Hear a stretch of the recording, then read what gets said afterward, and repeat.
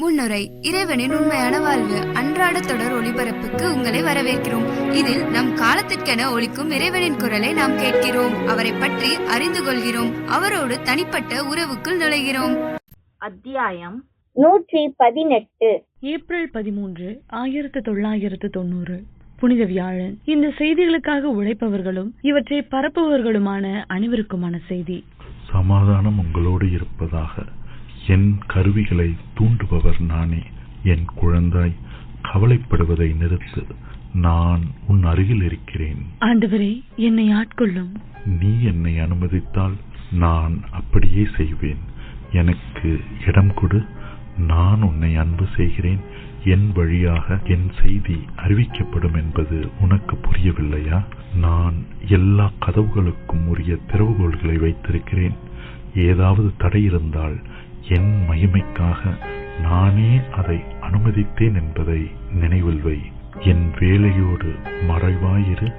இதை என் விதைகளை பரப்ப நான் தேர்ந்து கொண்டுள்ள ஒவ்வொருவரிடமும் நான் சொல்கிறேன். தவறுபவர்கள் மாற்றப்படுவார்கள். பாம்புகளைப் போல் விவேகமுள்ளவர்களாகவும் புறாக்களைப் போல கபட அற்றவர்களாகவும் இருங்கள். யாருக்கும் அஞ்சாதீர்கள். ஆபத்துகளை பற்றி எச்சரிக்கையாயிருங்கள். ஒருவருக்கொருவர் நம்பிக்கை கொள்ளுங்கள். ஒருவரோடு ஒருவர் பகிர்ந்து கொள்ளுங்கள். நீங்கள் அனைவரும் என் அன்பில் நிலைத்திருங்கள். நீங்கள் என்னை தேடவில்லை, நானே உங்களை தேர்ந்தெடுத்தேன். நானே உங்களை உருவாக்கினேன். நானே உங்களை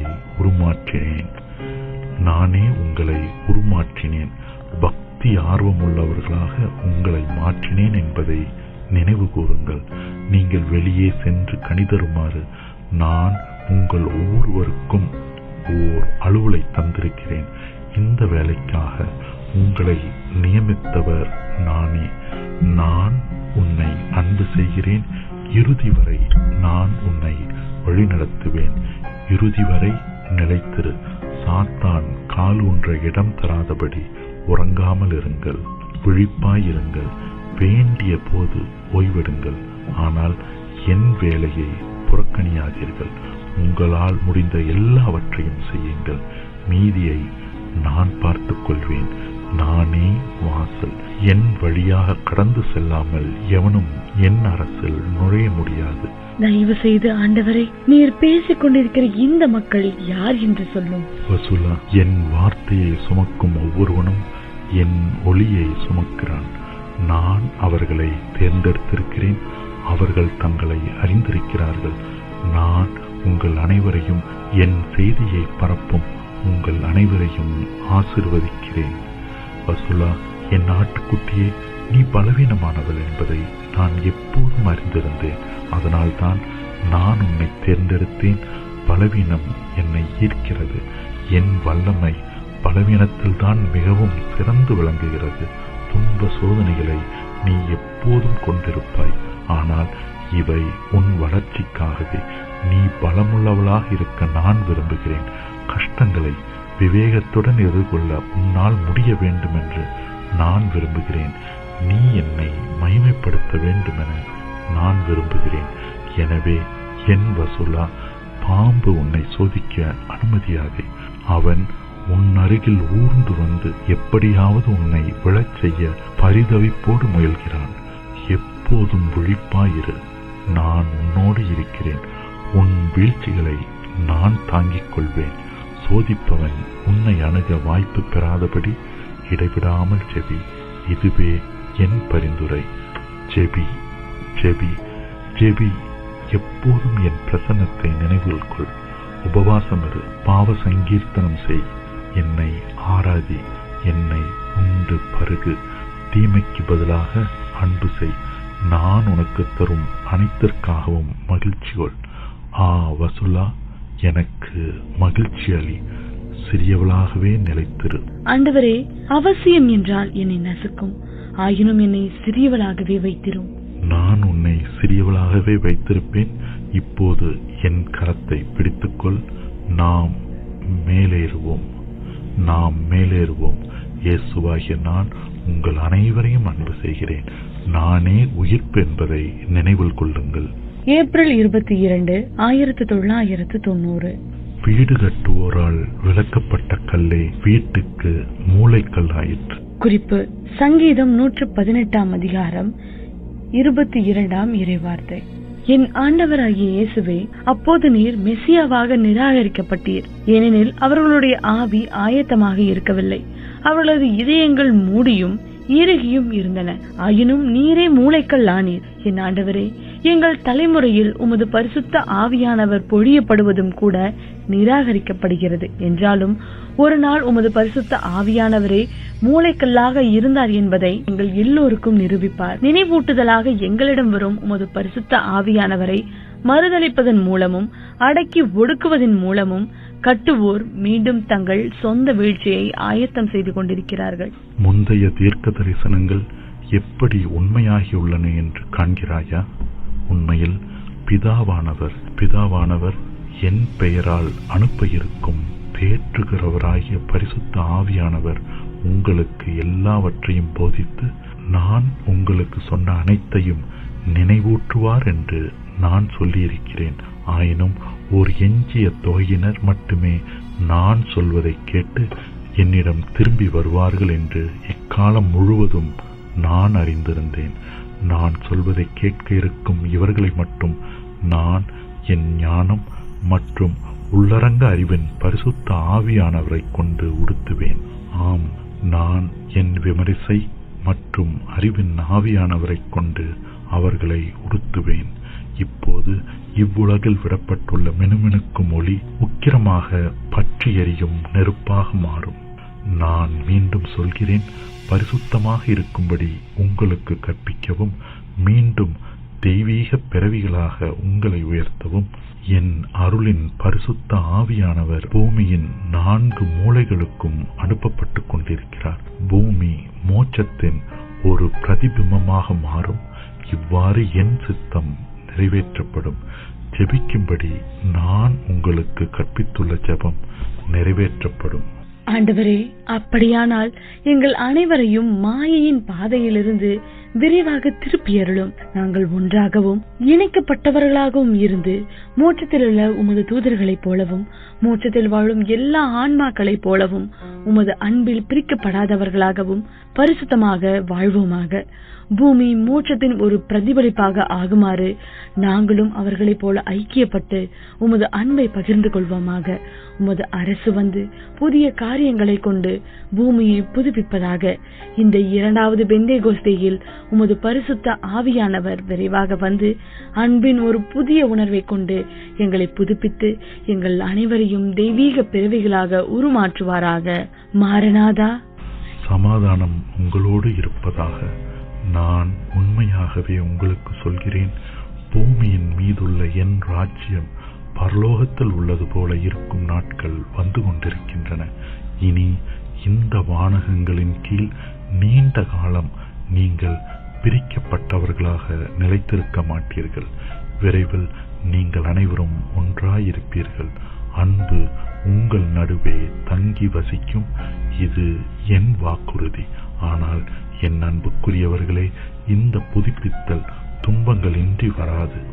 எந்த பிறப்பையும் போல இந்த புதுப்பித்தலும் தனது பிரசவ வேதனைகளை கொண்டிருக்கும். ஆனால் வேதனைகளும் கூட விரைவில் மகிழ்ச்சியால் வெற்றி கொள்ளப்படும். தலைமுறையே, உன் பாலைவனத்திற்கு நீர் பாய்ச்சுவதற்கும் உன் வறண்ட மண்ணிலிருந்து ஆறுகளை புறப்பட செய்வதற்கும் நான் உன் மீது என் ஆவியானவரை பொழிந்து கொண்டிருக்கிறேன். ஆம், நான் உன் பாலைவனத்திற்கு நீர் பாய்ச்சி அதை ஒரு தோட்டமாக மாற்றுவேன். இறுதியாக என் வார்த்தைகளின் வலிமையையும் என் அழகின் மகத்துவ பேரொளியையும் நீ காண்பாய். உங்கள் அனைவரையும் ஒருவர் பின் ஒருவராக தெய்வீகத்திற்கு திரும்பி கொண்டு வர நான் எண்ணுகிறேன்.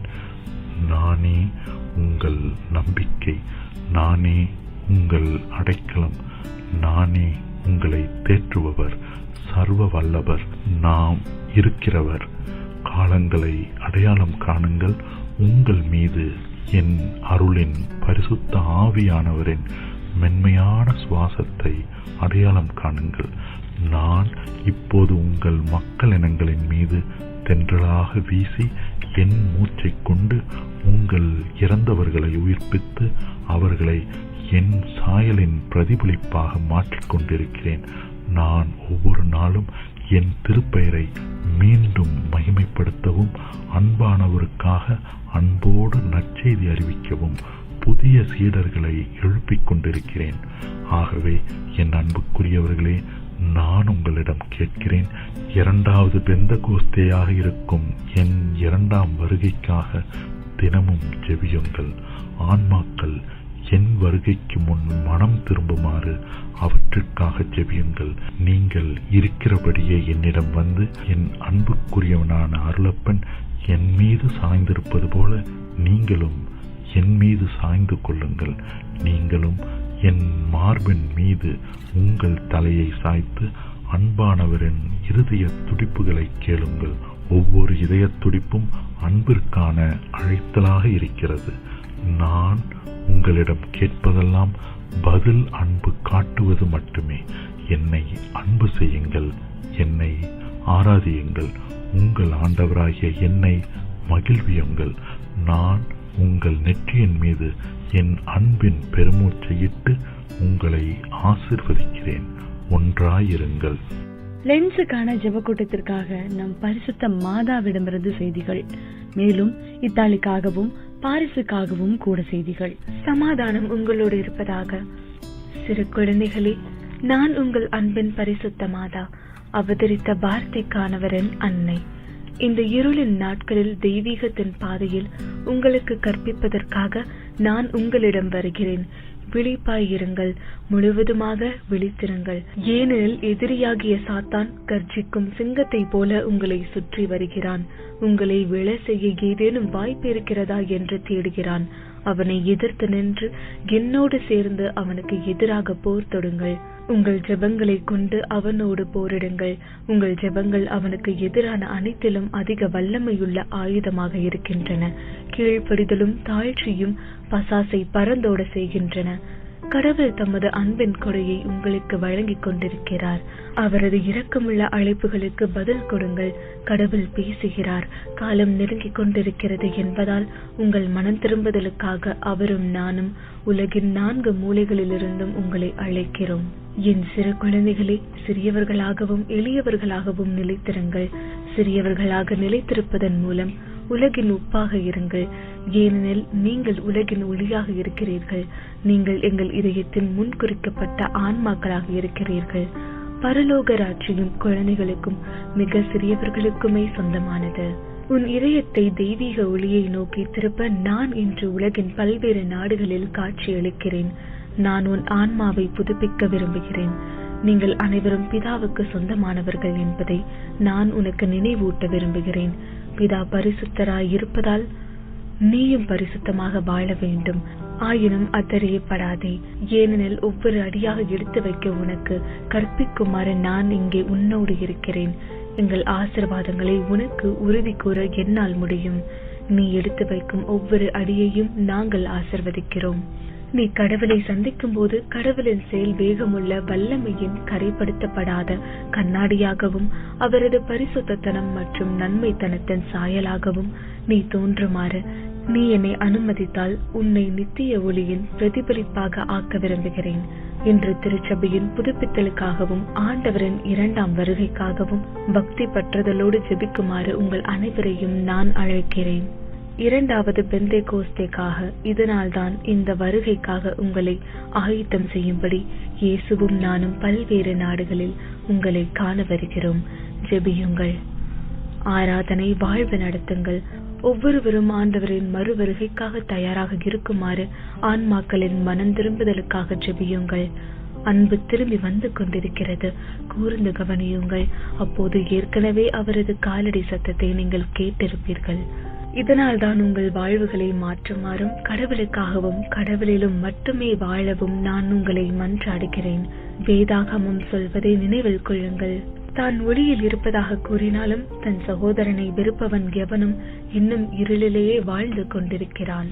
குறிப்பு: 1 அருளப்பர் 2ஆம் அதிகாரம் 9ஆம் இறைவார்த்தை. உன் சகோதரனோடு ஒப்புரவாக்குங்கள், கடவுளுடன் ஒப்புரவாக்குங்கள்.